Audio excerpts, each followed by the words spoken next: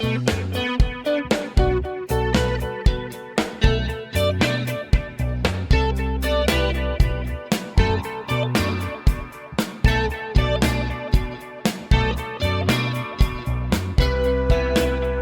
and welcome to the Muni Finance Guy podcast. I'm Mark Moses, Muni Finance Guy, and one of the things that's bothered me over the 3 decades I spent in local government is that cities always seem to be broke. And just over the past several months, high-profile cities, Los Angeles closed a budget gap approaching $1 billion.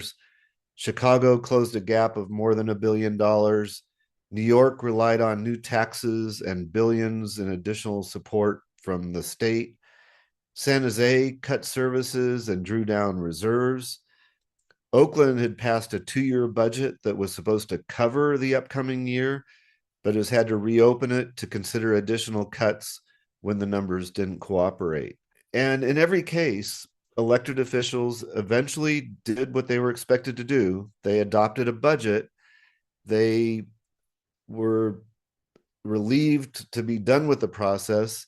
Some declared success and emphasized that they adopted balanced budgets, although the manner in which they balanced the budgets is somewhat questionable.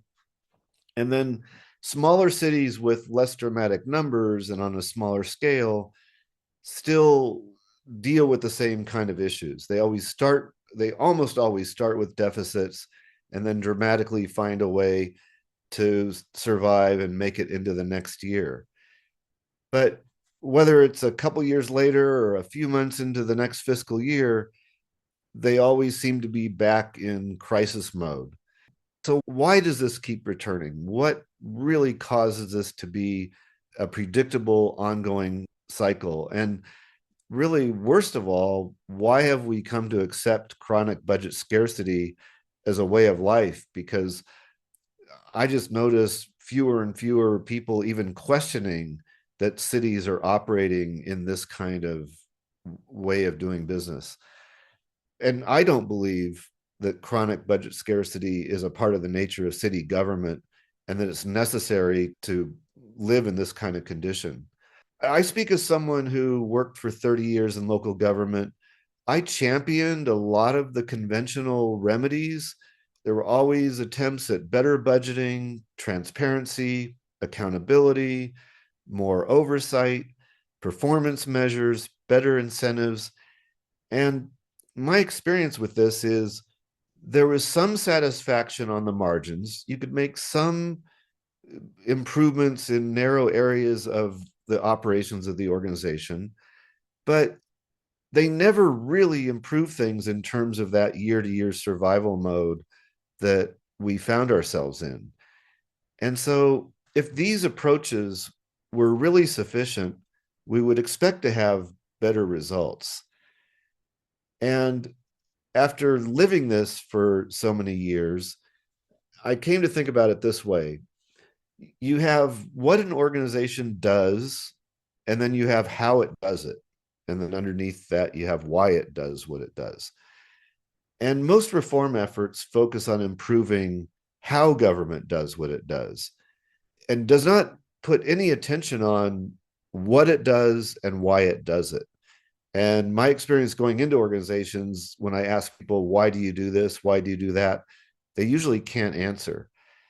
And even the efforts on improving how government does what it does are constrained because there's so much inertia. The organizational chart is assumed, the job descriptions are assumed, layoffs are off the table.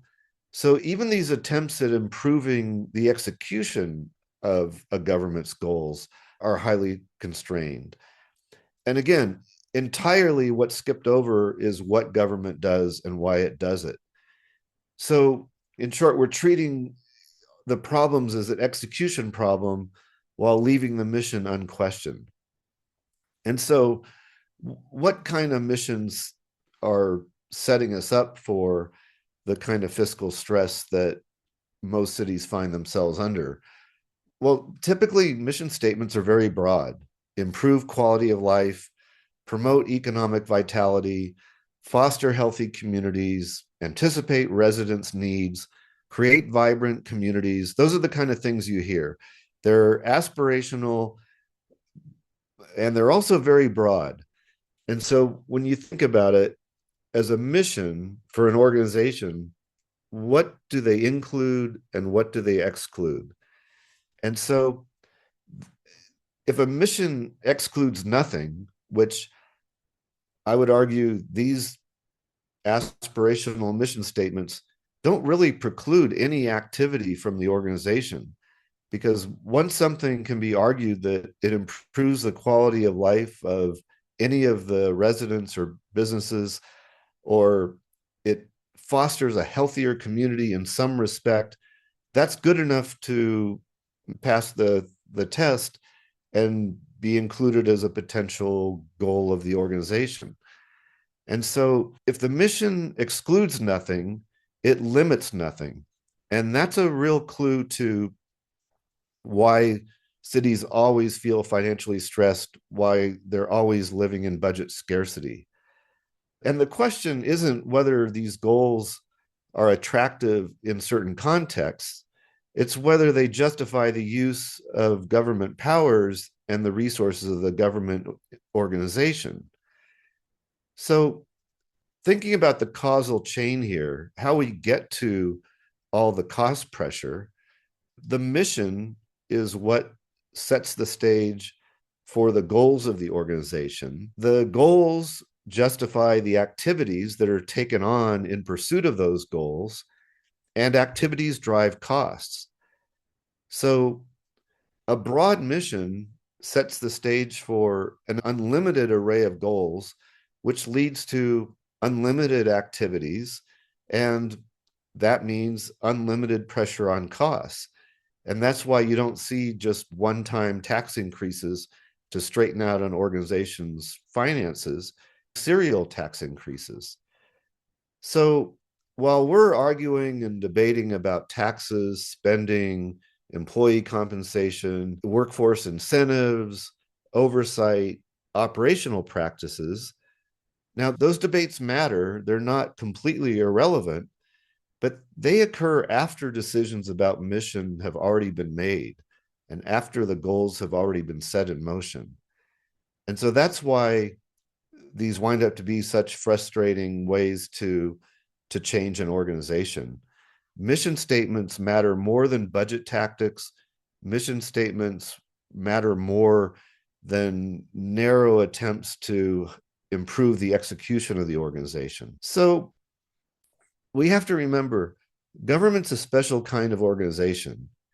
It possesses powers that individuals do not. It has certain legislative authority, taxation authority, and enforcement authority.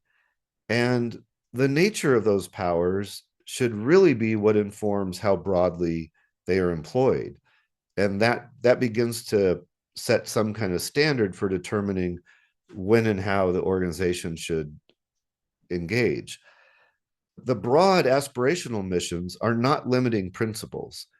In that case, every desirable outcome becomes a justification for new activities, and the organization has an insatiable kind of appetite for more taxes and fees. And so what I really think we need to go back to is, why is the organization there?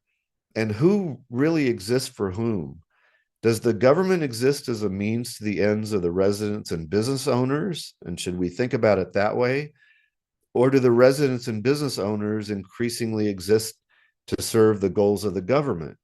Because that's what government has evolved into when the government becomes this service providing machine that keeps expanding its services and then needs to extract more and more from the local economy through taxation on the residents and business owners, and able to keep that machine going. So I really think that's the key question if we're going to break the current kind of pattern. Budget scarcity is not inevitable. We're just simply resigning ourselves to it because we don't really want to dig into the what the organization does and why it does it, and we're hesitant to impose a limiting principle on when and how the organization should be involved. And so, again, you can't budget your way out of a mission problem until we're really willing to ask, what is government? What is it for? Who does it exist for?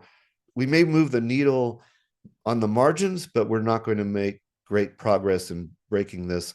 And this annual ritual we go through with budget turmoil is going to be an ongoing type of thing. So the next time your city announces a budget crisis, instead of focusing on how are we going to pay for all of this, we should also ask, why are we doing this in the first place? Again, there's the what an organization does and how it does it. And if we never question what it does and why, we'll continue searching for solutions that to what are ultimately mission problems and a failure to have that discipline of defining a mission. So budget crises will heat and simmer, programs are added and sometimes even cut. Leaders keep searching for efficiencies, new revenues, and better ways to manage the scarcity.